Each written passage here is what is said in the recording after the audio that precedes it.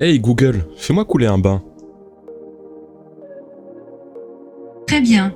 Je te préviendrai lorsqu'il sera prêt.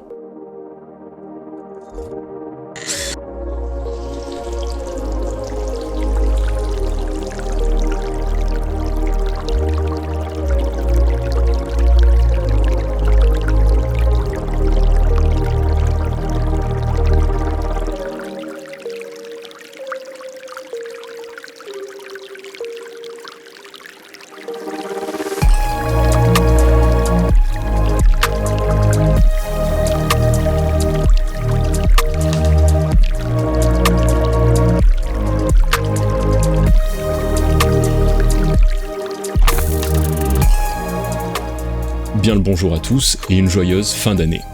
J'ai commencé ce projet à l'origine pour suivre ma consommation d'eau pendant les douches, et pourquoi pas, tant qu'à faire, pousser un peu plus pour aboutir à un mitigeur.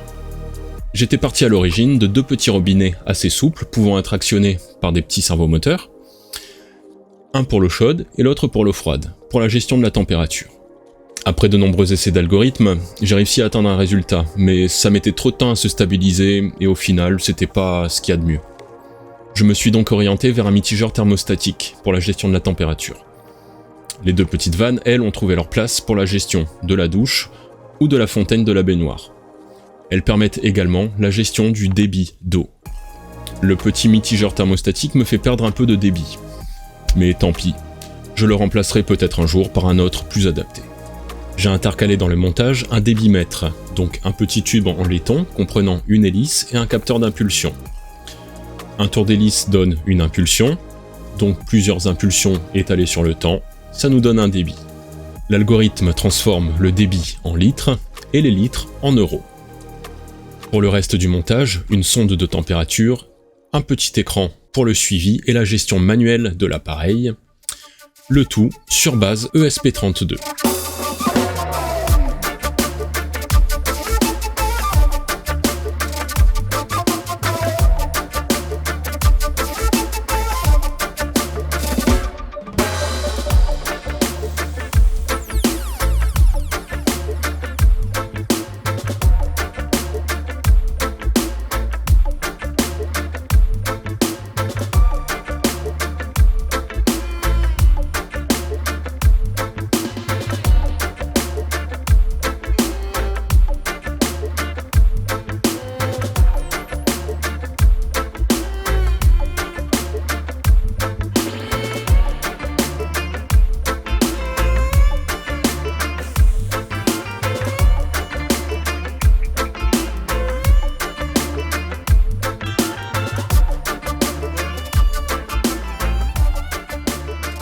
Bien évidemment, j'ai gardé le mitigeur manuel. L'appareil est alimenté par un chargeur USB, et bien entendu, sécurité oblige, branché sur un disjoncteur différentiel. Comme je suis un grand adepte des douches à rallonge, cela me permettra de recevoir une notification lorsque mon quota sera dépassé. Je ne pourrai pas détailler avec vous la totalité du mitigeur parce qu'il me faudrait environ 4 heures de vidéo et environ 2 semaines de montage. Mais de nombreuses informations sont disponibles en description de la vidéo, et bien entendu, je me tiens à votre disposition, n'hésitez pas à m'écrire des commentaires, je me ferai un plaisir de vous répondre. Je vais par contre aborder avec vous le débitmètre et la remontée des informations au serveur domotique.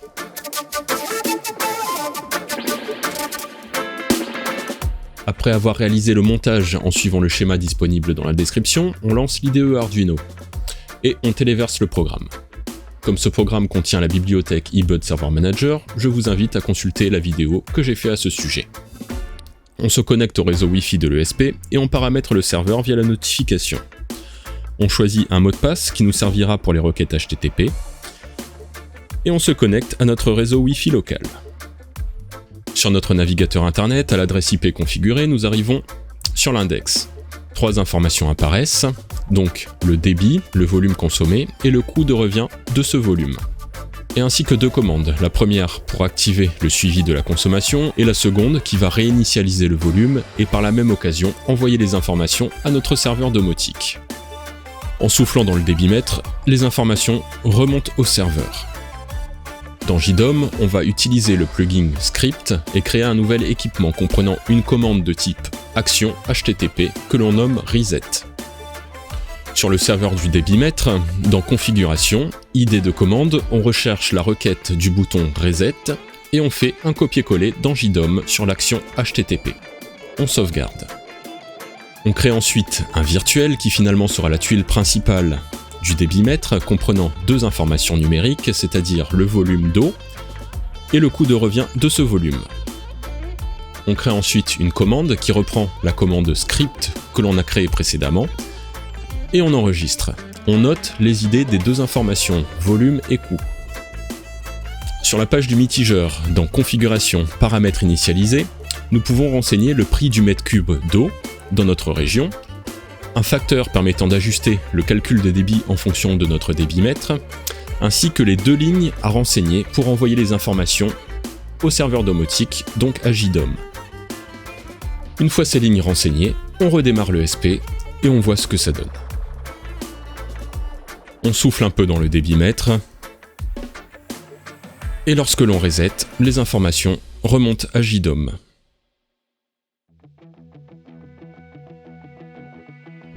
Voilà une possibilité en domotique pour suivre notre consommation d'eau à faible coût. J'espère que cette vidéo vous a plu, vous a donné des idées, vous a donné envie de vous lancer. Si c'est le cas, n'hésitez pas à lâcher plein de pouces bleus, à vous abonner, à partager la vidéo. Je vous dis à tout bientôt. Bye bye.